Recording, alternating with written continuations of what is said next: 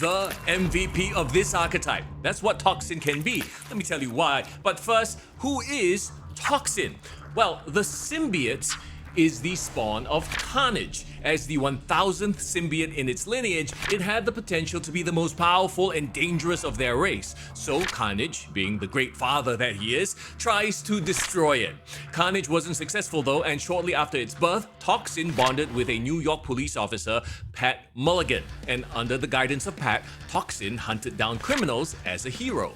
This lasted only for a few years though, because Blackheart, the son of Mephisto, ends up eliminating Pat and captures the Toxin symbiote, who ends up being bonded to Eddie Brock, yes, the former host of Venom. That partnership wouldn't last though. The Toxin symbiote was left severely weakened after being used to battle Chthon and ended up bonding to a teenage boy by the name of Bren Waters, who used the Toxin symbiote for good. And while Toxin does bicker with its current host Bren, it actually considers Bren a friend, in large part due to being mentored and influenced in a good way by Pat Mulligan all those years ago.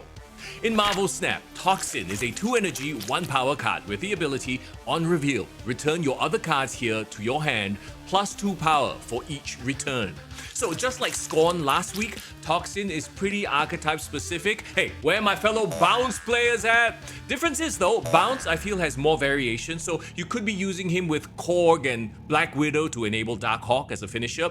You could use him with Black Swan, you know, that Hit Monkey style bounce deck like this one, where you play your disruptive 1 costs, Iceman, Spider-Ham, or your stat stick 1 costs like Silver Sable and Rocket Raccoon, and then you bounce them back, play them again with Hit Monkey on the final turn for a big power flood.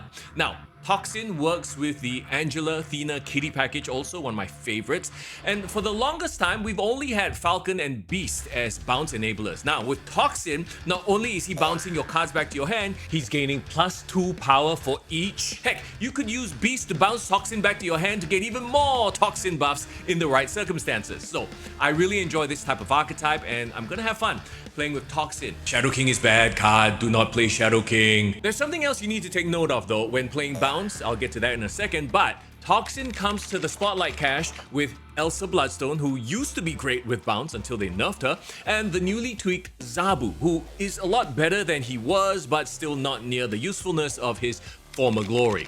Personally, I'd spend tokens for Toxin unless you want to roll for this sick variant. Now be warned, bounce decks do need a lot of practice. The play lines are tricky and if you're not used to them, you could be losing a lot of cubes at the start. But if you take the time to master it, the payoff is definitely there. So Toxin, hey, he looks to be